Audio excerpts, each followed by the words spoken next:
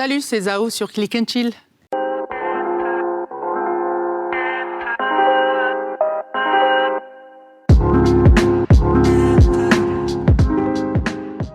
Comment ça va, Zao? Ça va et toi? Ça va, merci.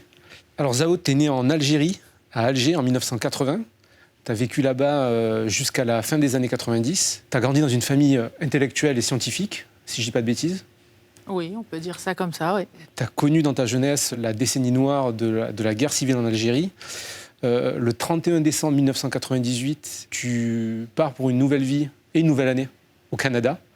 Avec ta famille, vous êtes partis là-bas. Tu continues tes études et tu t'essaies à la musique en parallèle. Et là, je vais aller assez vite parce que le reste appartient à l'histoire. Tu as sorti 3 albums. Le premier, en 2008, s'appelle Dima. C'est un triomphe au moment de sa sortie. Tu es certifié disque de platine. Il y a Contagieuse qui suit en 2012. Tu participes ensuite au spectacle musical La Légende du Roi Arthur en 2015. Et tu sors un 3e album en 2017 qui s'appelle Le Monde à l'envers. Aujourd'hui, tu reviens après 4 ans avec un nouveau projet solo. On est très heureux de te recevoir. Et le morceau qui annonce ton grand retour, c'est Ma Lune. On regarde tout de suite un extrait. Ce n'est plus qu'un champ de ruines. Je marche entre les douilles et les mines. Loin de mon Algérie en exil. J'ai rêvé que son peuple triompher à mine. La fin n'est jamais comme dans les films. Dans tous les scripts, tu serais mon héroïne. J'ai cueilli la rose malgré l'épine. Au milieu du salon, mon fils me dessine. Non, sans toi, ma vie serait sans rime. J'aurais pas tout l'espoir qui m'anime. J'aurais moins d'âme et de sentiments. J'aurais jamais rencontré le père de mon enfant. Sur ton premier album, Dima, il y a un morceau qui s'appelle Mon Parcours, dans lequel tu parles de ton enfance et tu parles de ton départ d'Algérie, ton arrivée au Canada. Ce morceau, il raconte ta vie jusqu'à peu près l'année 2006-2008, je pense. Est-ce que Ma Lune, ça pourrait pas être un peu sa suite, qui comble les années qu'il y a eu depuis jusqu'à maintenant? Bien vu. Je n'y avais pas pensé une seconde, mais c'est un beau parallèle. Oui, effectivement, Ma Lune, je parle un petit peu de ce que les gens ont pu manquer dans ma vie, ou qu'est-ce qui s'est passé, qu'est-ce que j'ai vécu, même si, bien évidemment, une chanson, c'est trop court pour tout raconter. Mais je fais une petite synthèse, un petit résumé de ce que j'ai pu vivre, les nouveaux événements dans ma vie. Donc, mariée, un enfant, un nouvel album, des hauts, des bas, et voilà, je suis là. C'est vrai qu'une chanson, c'est un peu court pour résumer des histoires. Par contre, c'est bien pour véhiculer des émotions. Et dans cette chanson, je trouve que tu véhicules beaucoup d'émotions. C'est gentil, c'est un peu mon mot d'ordre pour une chanson, pour qu'elle soit réussie ou pas, c'est vraiment de voir l'émotion qui s'en dégage. C'est vrai que je me méfie beaucoup des commentaires en studio de « ça pète, c'est super », mais qu'est-ce que tu as ressenti? Si tu n'as rien ressenti à part un boom, c'est que j'ai raté un peu ma mission. Et même pour un morceau club, même si ça pète, et c'est bien, faut que j'ai envie de danser, faut que ça me donne la pêche, Et donc dans Ma Lune, c'est un peu... ma crainte, c'était, parce que je raconte des faits personnels, c'était qu'il n'y ait que moi qui comprends ce que je veux dire. Et donc le fait de voir plein de gens, au fur et à mesure, écouter le morceau et se sentir touchés, avoir les larmes aux yeux, et ça, c'était même avant le clip. Et une fois que j'ai montré le clip autour de moi, que j'ai vu des larmes tomber, j'ai dit « Oh, je suis dépassée un petit peu, qu'est-ce qui se passe ?» Parce que je croyais qu'il n'y avait que moi qui comprenais ce que je disais, mais en fait, ça touche un peu tout le monde, parce que c'est sincère. Et je pense le plus juste on est en tant qu'artiste, et le plus juste on sera dans l'émotion. Tu dis que tu parles que de toi, mais tu parles de thèmes qui sont universels. Tu parles notamment de la maternité. Il y a un petit garçon qui s'appelle Naïm, dont tu parles dans ce morceau-là. Donc évidemment, ça trouve un écho chez beaucoup de gens. Le papa de Naïm est aussi musicien. Moi, j'ai une question très bête. Qu'est-ce que vous lui chantiez comme berceuse à Naïm quand il était petit? À la berceuse, c'était très très simple. Moi, je lui chantais, et je lui chante toujours d'ailleurs, une berceuse en arabe, qu'on me chantait moi-même. Sauf que Flo ne parle pas arabe, donc il fait des onomatopées, on va dire, du yaourt par-dessus, il fait une harmonie. Il fait une top line, voilà, de berceuse. Il fait une top line dessus. Et on lui chantait Dodo l'enfant d'eau, mais remixé. Donc voilà, avec des harmonies, des ad-libs, et on l'a tellement habitué à ça qu'une fois ma mère qui l'a gardé... Alors attends, excuse-moi, je t'interromps. Quand tu dis des harmonies, des ad-libs, ça veut dire que vous chantiez tous les deux en même temps? Ah oui, tous les deux en même temps. Vous faisiez des petits concerts privés pour Naïm? Oui, on s'éclatait, on se la racontait un peu, voilà.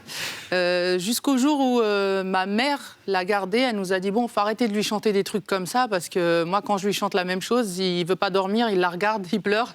Genre, c'est quoi ça? C'est le jury de The Voice, il se retourne pas. Voilà, il était non, ça marche pas, ça se retourne pas. Donc, je pense qu'il a l'oreille musicale, puisqu'il a des goûts assez... pointu, mais en tout cas, il est très sensible à la musique et surtout au percu, à la rythmique. Et on est content. On a vu des vidéos sur Instagram où il était derrière toi en studio avec son papa. Je vais pas te lâcher sur les berceuses. Qu'est-ce que c'est cette berceuse en arabe? Je peux vous la chanter si vous voulez. C'est vrai? Ouais. Avec plaisir. Mama, zamanha gaya gaya. بعد شوية جايبة لعب وحاجات جايبة معاها شنطة فيها وزة وبطة بتقول وك وك وك. Voilà. Merci. Les gens ne s'en rendent pas compte quand ils vont voir cette vidéo à la télé ou sur YouTube ou sur MyCanal, mais quand tu chantes, l'atmosphère elle a changé, je trouve, dans la pièce. Et ta voix, elle a pris une... Je ne sais pas si c'est l'acoustique de la pièce ou quoi, mais perso, je viens de vivre un truc de ouf. Ah, incroyable. Eh ben, ça me fait plaisir, parce que si je chante de la même manière à mon fils, j'espère qu'il ressent la même chose que tu décris. En tout cas, ça ne me donne pas du tout envie de m'endormir, ça me donne plutôt envie d'entendre d'autres chansons. C'est pour ça qu'il ne dort pas vite, en fait. Comme je l'ai dit, tu as sorti un album en 2017. Sur cet album, tu as un morceau avec MHD qui a été un carton... phénoménal, il a plus de 110 millions de vues sur YouTube et des centaines de millions de streams ailleurs. Et j'ai l'impression que pour les gens qui t'ont connu en 2008, qui ont grandi avec toi, c'est aujourd'hui qu'ils ont l'impression que tu as ton grand retour avec ce morceau-là. C'est possible, mais ce qu'il faut savoir, c'est que pour un artiste, c'est très difficile de se renouveler tout en gardant ce que les gens attendent de nous. Donc c'est un exercice très très dur qui nécessite de prendre des risques des fois, de se planter des fois, d'être juste, de collaborer avec la nouvelle génération, d'aller artistiquement pas forcément vers la chose la plus logique, mais la chose la plus touchante ou la plus émouvante. Donc c'est vrai que quand j'ai rencontré à l'époque MHD, c'était pas le MHD que les gens ont connu après, c'était le petit du 19e qui ça faisait genre un mois qu'il était plus livreur. Donc quand je l'ai ramené au studio, lui il connaissait mes albums par cœur, il était vraiment très très respectueux, et il y croyait pas, il me croyait pas quand je lui ai dit j'aimerais bien que tu poses jusqu'à ce qu'il pose et qu'on sorte le morceau. Et que ça soit un carton. Moi-même, je prenais un risque. Et je me rappelle que ma maison de disques, à l'époque, avait un peu boudé parce qu'il me disait « Mais non, on va pas faire marche arrière. Attends, t'es à haut. » Mais comme quoi, on est ce qu'on est au moment présent. Il faut se renouveler à chaque fois. Et j'assume autant un laisser-les Kouma aujourd'hui, et je suis très très fière d'avoir vécu cette aventure avec MHD, autant que mon retour avec Ma Lune, que je n'aurais pas pu faire sans vivre les choses que j'ai vécues. Donc j'aurais voulu faire un Ma Lune prématuré, je me serais plantée peut-être. Et que c'était juste... le sujet avait bien mûri dans ma tête et que j'étais prête à le balancer. Il faut juste faire sans poser trop de questions parce qu'on ne peut pas maîtriser ce qui va marcher ou pas. Moi, j'ai aussi une théorie. Je pense que les gens, pour que les artistes accèdent à une espèce de statut patrimonial, tu vois, d'être vraiment dans la culture, avec un grand C, culture populaire, j'ai l'impression qu'il leur faut au moins 10 ans après le premier grand succès de l'artiste. Et toi, c'est sorti en 2009. Pas mal. Et je pense qu'il fallait que les gens aient encore une ou deux générations qui grandissent et que, en tout cas, on est très heureux de te recevoir. On te félicite pour ce nouveau single. Merci. Et on va continuer à parler des enfants et de musique en regardant un premier clip que tu as choisi. C'est Tout va bien de Orelsan, réalisé par Greg Elio en 2017. Tout va bien, petit tout va bien, tout va bien, tout va bien, petit tout va bien, tout va bien, tout va bien. quand on regardait le clip, tu as été marqué par la phrase que l'enfant prononce dans le clip et qui ne correspond pas du tout au sous-titre qui apparaît. Pas du tout. Bah justement, il dit faut pas croire tout ce que les grands vous racontent ou ce qui est écrit. Je sais pas, il dit un truc comme ça. Et c'est vrai que même ça, c'est vraiment ingénieux d'avoir mis ce petit clin d'œil. Il dit tout va bien, mais en fait, c'est écrit tout va bien, mais il dit pas du tout ça. Comme quoi. Mais magnifique clip, incroyable, incroyable. Ce clip et ce morceau, ça parle des petits mensonges que les adultes racontent aux enfants. En quoi ça te parle maintenant ? Quand le clip est sorti, c'est vrai que j'avais pas encore d'enfant et ça m'avait fait un parallèle avec La vie est belle, donc le film. Et on fait croire, des fois, faut être un peu, faut faire abstraction des choses dures de la vie pour arriver juste à avancer. Faut protéger les enfants, mais en même temps, si on les protège trop, ils seront pas immunisés dans la vie. Mais je trouve ça rigolo la manière dont il l'a amené. Les petites phrases pour expliquer pourquoi le monsieur dort dehors, pourquoi il y a des guerres, pourquoi on tue des gens.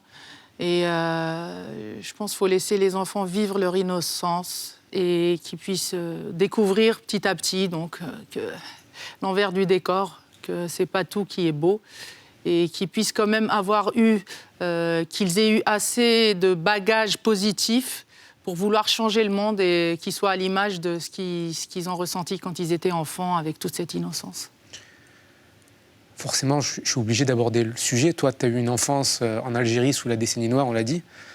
La guerre civile a ravagé le pays, il y a eu des attentats, il y a eu des milliers de morts. Est-ce que tu aurais préféré, toi, à l'époque, ne pas savoir ? Ou est-ce que tu savais pas C'était impossible de ne pas savoir, parce que ce n'était pas juste quelque chose qu'on apprenait. C'était dans notre quotidien. Moi, j'ai perdu des gens, on a perdu des voisins. Du jour au lendemain, je m'entraînais à la natation. Ah, l'entraîneur, il vient plus. Bah, il était dans la bombe qui a explosé avant-hier. J'ai déjà raté un bus et vu le même bus exploser plus loin. J'ai déjà vu mes parents aller au marché et entendre une explosion et plein de gamins venir me dire ouais, c'est tel marché qui a explosé. Donc pendant 1 heure, le temps que je retrouve mes parents, j'étais orpheline dans ma tête. C'est pas arrivé, mais on l'a vécu. Moi, je l'ai vécu comme ça. Et après, je vois mes parents, ils m'ont dit, dernière minute, on n'est pas parti à ce marché-là, on est parti à un autre marché. Mais c'est dur à vivre. Et j'aurais aimé, bien évidemment, vivre sans ça. Mais mon imagination et ma positivité fait que j'ai vécu aussi les meilleures années de ma vie en Algérie, parce que chaque jour, on le vivait comme si c'était le dernier. On s'amusait, il n'y avait pas de limite, on vivait vraiment, on était dans les vraies choses. Tu vois la vie différemment, on rigolait, on s'éclatait, on vivait le moment présent, vraiment, on croquait la vie à plein dents, comme on dit. Donc, je pense que j'aurais pas pu éviter ça, mais ça m'a donné aussi une réalité aujourd'hui, en tant qu'adulte, c'est que je sais ce que c'est et je ferai tout pour profiter et être reconnaissante dès que j'ai entre les mains quelque chose d'extraordinaire, quelque chose qui me rend heureuse. Je sais apprécier ces moments-là parce que je sais qu'il y en a plein qui n'ont pas eu cette chance-là, qui sont morts avant, qui sont restés dans des villages, qui n'ont pas pu voyager au Canada ou en France, etc., et qui n'ont pas eu la chance peut-être de s'en sortir. Donc je n'ai pas le droit à l'échec et je n'ai pas le droit de me plaindre. Dans ma tête, c'est comme ça, c'est ma vision des choses. Il y a toujours pire. Donc j'essaye d'aller toujours chercher le meilleur. Est-ce que ça ne te fait pas ressentir aussi une pression, ça ? C'est sûr, c'est une pression supplémentaire parce que moi, quand j'ai quitté l'Algérie, même mes copains de l'époque, les copains avec qui j'ai grandi, qui ont pleuré quand je suis partie et tout, ils me disent « t'as de la chance, au moins tu t'en sors et tout ». Et je me dis, comme j'ai eu cette chance-là, je n'ai pas le droit d'en faire n'importe quoi. Je ne peux pas avoir ça entre les mains et ne pas raconter ou vivre la vie dont je rêve. C'est à moi de la construire. Et c'est pour ça que j'ai choisi aussi volontairement de faire de la musique, alors que je suis quand même ingénieur en informatique. J'aurais pu me contenter de cette vie. Je vais travailler, je vais avoir un super salaire dès que je sors et tout. j'ai dit je vais tenter quand même la musique, je vais tenter cette aventure. Ça sera jamais pire que ce que j'ai vécu. Au pire, je me plante et voilà, c'est pas grave, je saurai. Parce que je me demandais quand ton arrivée au Canada, ça devait être... Alors moi, je suis arrivée un 1er janvier, donc déjà, moi j'étais au début contente de prendre l'avion. J'ai vécu le Nouvel An 2 fois, parce qu'avec le décalage horaire, c'était ouh, dans l'avion, c'était le Nouvel An, et en arrivant, c'était le Nouvel An aussi. Après, la neige, moi, j'en avais jamais vu vraiment de la neige. Donc il y avait de la neige partout. Je me disais, waouh, c'est comme dans les films de Noël, en fait, qu'on regardait à la télé, de « Maman, j'ai raté l'avion », tout ça. Ah là là, on y est, on est chez le Père Noël ici, en fait. C'est cool. Après 1 mois, 2 mois, 3 mois de neige, 4 mois de neige, on se dit, bon, c'est un peu long quand même, parce qu'il fait froid. Et puis, surtout, ce qui est le plus dur, c'est pas le climat, parce que tout est fait pour vivre, ils ont l'habitude. Il déneige très rapidement, les bus sont chauffés, tout est bien. Le plus dur, c'est de retrouver son son entourage. C'est les amis, c'est la famille. On est seul, on est isolé. Culturellement, on rigole pas aux mêmes blagues. À l'époque, c'était pas les mêmes références, on regardait pas les mêmes films. Moi, je regardais la télé française. J'étais à Alger, mais on avait toutes les chaînes françaises. Les produits, les pubs, c'était les pubs françaises. Donc, je comprenais pas trop. Je me sentais un peu à l'écart. Après, je suis quand même quelqu'un de sociable. J'allais vers les autres. Et comme c'est une culture un peu aussi... c'est une culture nord-américaine, donc c'est chacun pour soi, hein, on ne va pas se mentir.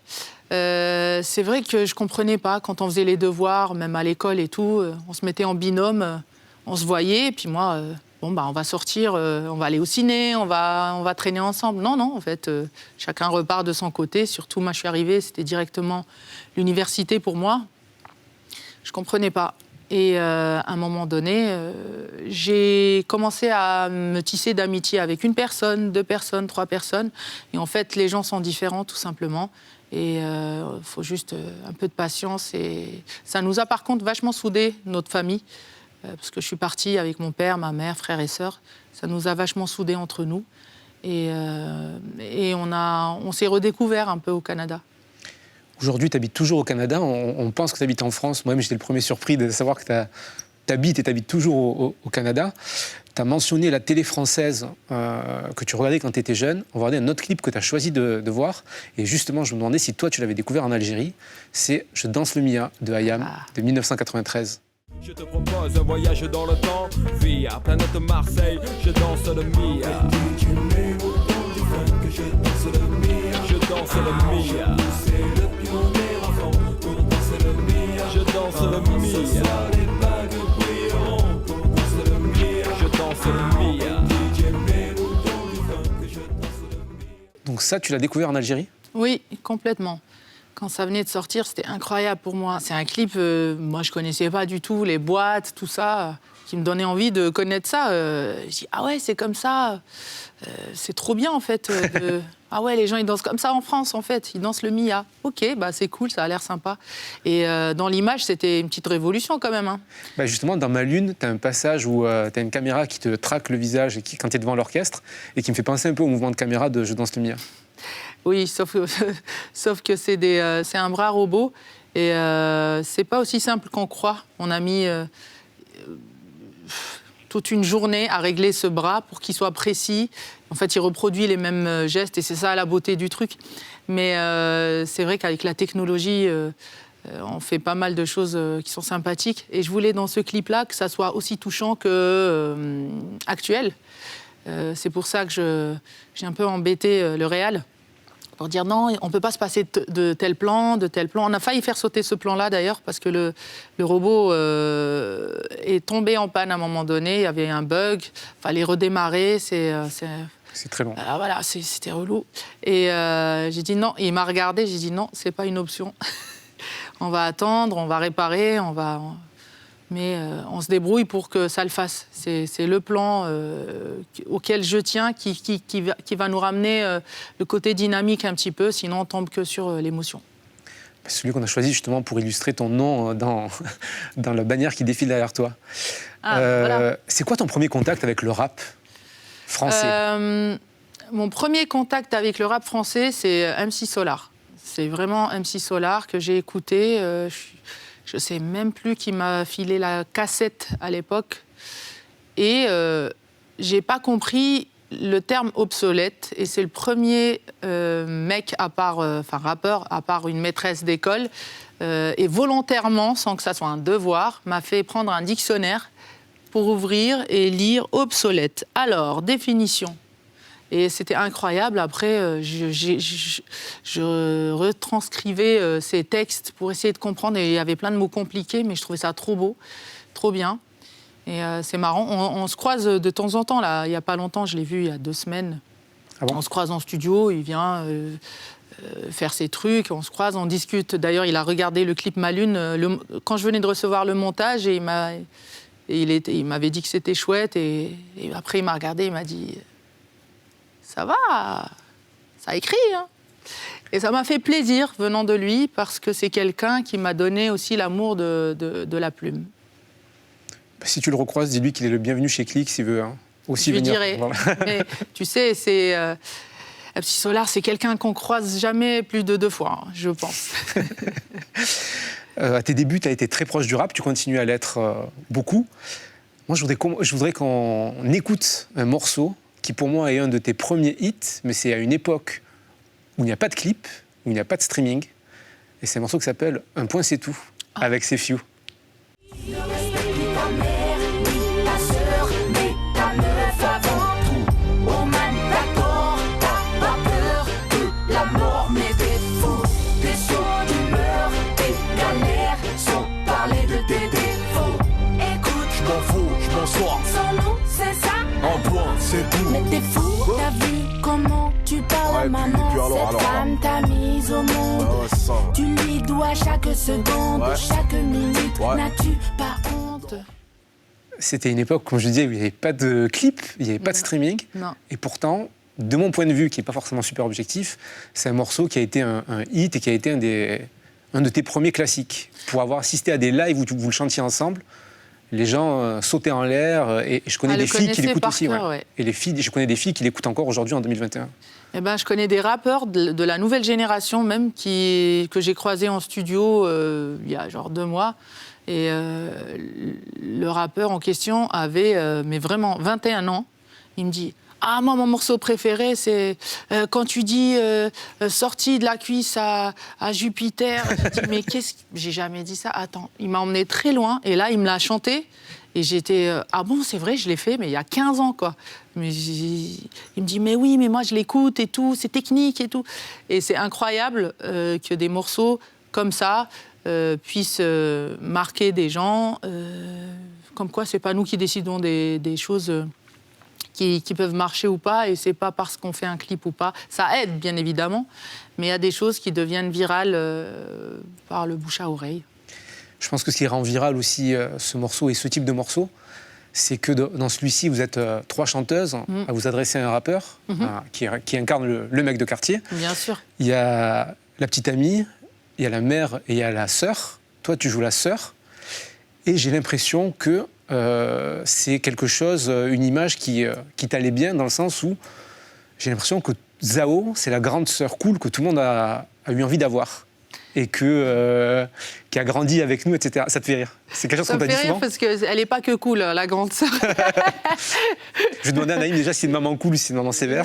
Non, je ne suis pas sévère, je ne suis pas cool, je suis une maman. Donc, pour son bien, des fois, voilà, je mets un cadre, en fait. Je le laisse libre, mais je le laisse libre dans un cadre quand même. Mais bon, je ferai des erreurs comme tous les parents. Il aura des choses à me reprocher comme tous les enfants, comme on l'a tous fait. Et ça ne sera jamais bien parfait comme il l'aurait voulu. C'est comme ça, c'est la vie, je m'y attends et ça va. Par contre, oui, souvent on me dit ça, soit c'est la grande sœur ou... parce qu'il y a un côté bienveillant quand même. J'aime bien dans un feat que ça soit bienveillant envers tout le monde. C'est pas un clash, c'est pas un concours. Le but, c'est que la chanson en sorte gagnante, grandie. Il y en a beaucoup qui tombent dans le « ah ouais, ah ouais, tu l'as terminé dans le feat, Non, mais c'est... En fait, si je l'ai terminé, c'est que j'ai perdu le pari d'être... Sinon, c'est pas amusant. C'est qu'on soit ensemble et que la chanson devienne grande par la collaboration. Après, je suis sévère, oui. Je suis sévère. Il y a des feats, même sur cet album. Hein, j'ai fait 2-3 feats pour en garder un, avec des rappeurs, avec des chanteurs, chanteuses. Et pratiquement tous. Je reviens sur la grande sœur. Je pense que quand je dis la grande sœur qu'on a envie d'avoir, c'est parce que ton premier gros single, qu'on va écouter juste après, C'est chelou, t'as ramené de la vérité dans le R&B, avec un franc-parler.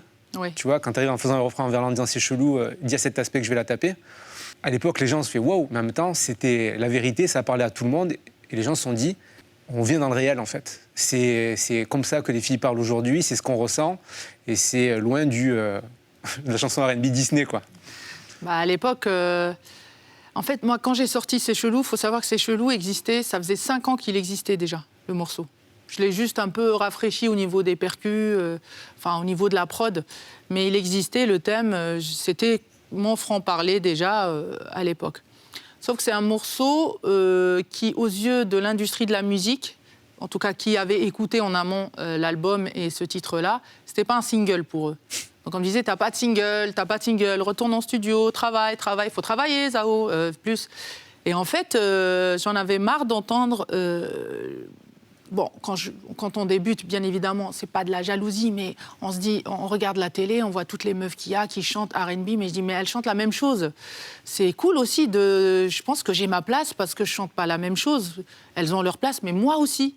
Que je me sentais légitime pour arriver et on me disait, non, en plus t'es éparpillée, dans le même album, tu peux pas avoir tapé, c'est chelou, et avoir un je te promets guitare-voix et avoir un morceau au refrain en arabe qui fait dire. Il y avait des règles comme ça avec lesquelles j'étais pas d'accord.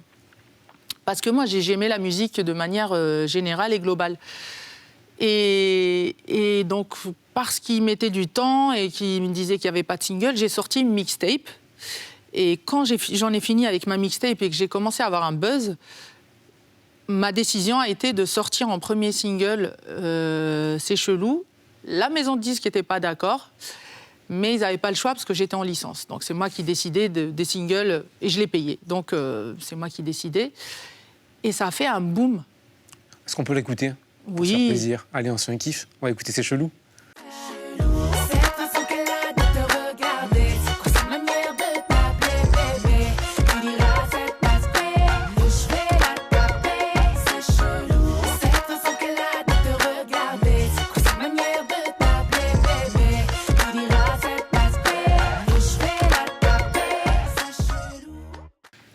Incroyable. Ah là là, ça m'emmène trop loin. Bah, le clip, j'ai eu des prix pour le clip et le clip a beaucoup aidé la chanson. Le clip a servi à dédramatiser, à la mettre, à tout prendre au 2e degré. Parce que la chanson, moi, je n'étais pas sérieuse. Quand je dis je vais taper personne. Mais j'en avais marre que toutes les chansons d'amour, ça soit en mode on pleure, tu m'as quitté, tu m'as fait mal. Bon, viens, on se révolte un peu. Viens, on met une petite raclée à quelqu'un. Voilà, ça sert à ça aussi, les chansons, d'avoir des fantasmes et de se projeter, de se défouler. Et je voulais pas qu'on croie que j'étais violente, ni que je prône la violence. Donc le clip a bien fait... c'était un petit peu cartoon, comique, a bien aidé. Je propose qu'on regarde une autre femme qui a bouleversé un peu les codes de la musique pop.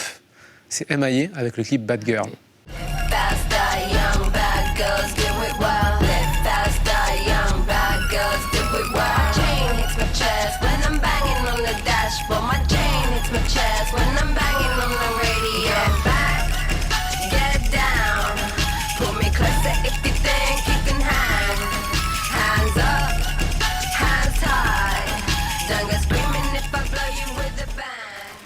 La première fois que tu as vu ce clip, ta réaction?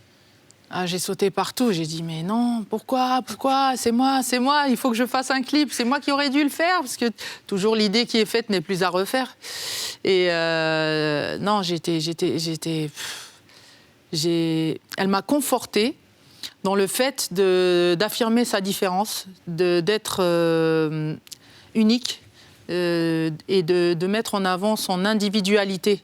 tout en étant dans la collectivité, c'est-à-dire tout en parlant à tout le monde, grand public, mais d'avoir son identité personnelle et d'assumer son bagage culturel surtout avec ça. C'est incroyable. Ce clip est incroyable et l'artiste, c'est l'une de mes artistes préférées. De toute façon, j'ai rien à dire de plus que je la kiffe. Clip réalisé par Romain Gavras de Courtrage en 2012. Emmaï, elle a un univers très très fort. Toi aussi, tu as un univers très fort. Est-ce que je peux te demander une autre chanson a cappella ? Je peux tenter ? Ouais, tu peux. Est-ce que tu peux me faire un petit bout de Je te promets ? Ouais. S'il te plaît, Sao, merci. T'aimerais que je te dise que je t'aimerais toute ma vie.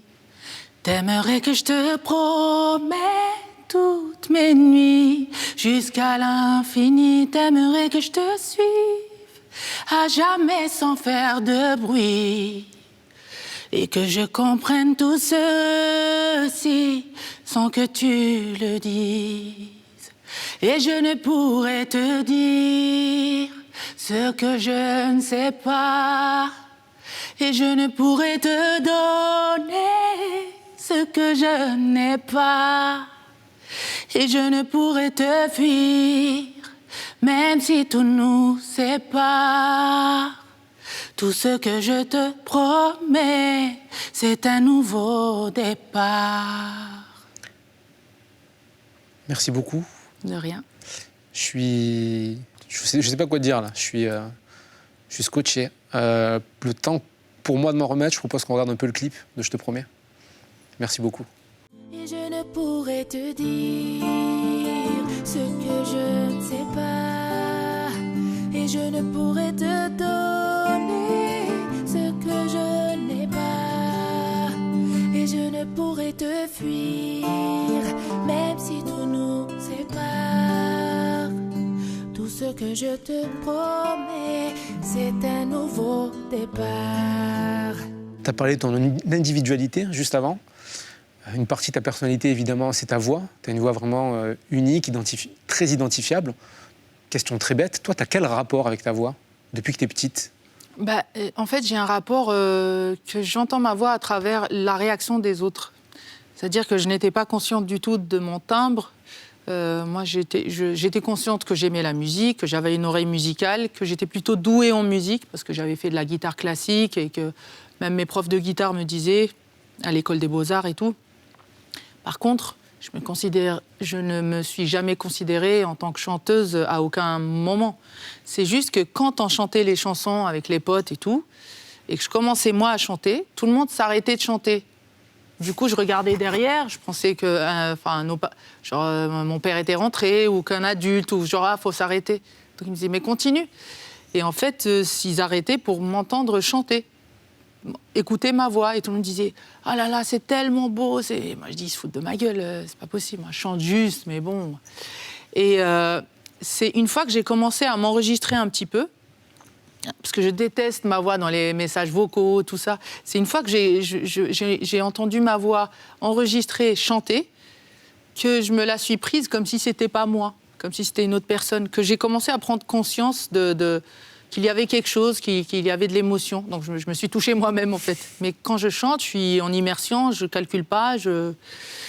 Bon, aujourd'hui, je suis un peu plus consciente, bien évidemment, après 15 ans, après toutes ces années. Mais mon rapport à ma voix... Et je me demandais, voilà, quand tu étais petite, si tu avais... Pas du tout. J'avais tout le temps la voix cassée. On me reconnaissait, j'avais une voix identifiable, identifiée parce que quand je faisais des bêtises en classe, pas besoin. La prof demandait jamais qui est-ce qui a dit ça. Elle savait que c'était moi et c'était punition tout de suite. Donc je savais, mais... Tu faisais des bêtises ? Énormément, beaucoup trop. Mais ce qui m'a sauvée, c'est que j'étais première de la classe, donc on me punissait pas trop. On me donnait... On convoquait mes parents pour la discipline, mais on tolérait mes bêtises, on va dire. Sao, merci.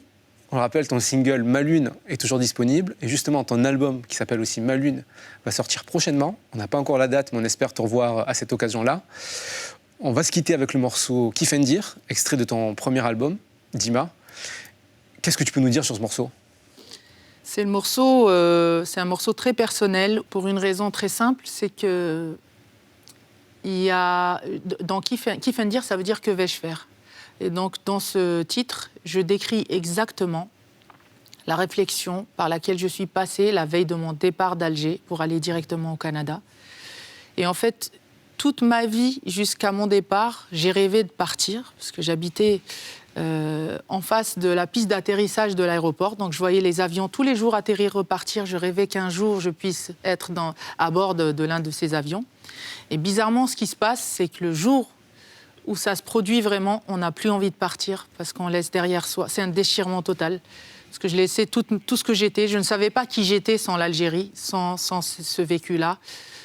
Et voilà, je le décris dedans. Donc c'est vraiment un petit bout de moi-même, une partie de ma vie que je mets dans ce titre-là. Merci, on regarde Kifendir. Et j'en profite pour remercier aussi toute l'équipe de Click parce que c'est le dernier Click and Chill de la saison. On les remercie tous. Je remercie l'équipe de la rédaction, l'équipe de la post-prod, l'équipe de la préparation des émissions, l'équipe de la prod, les réals, les ingé-sons, l'équipe digitale aussi, Mouloud, Rudy Leila. Merci à tous, on espère vous retrouver la saison prochaine. Merci beaucoup, merci Zao. Merci à toi. À très vite. Yeah.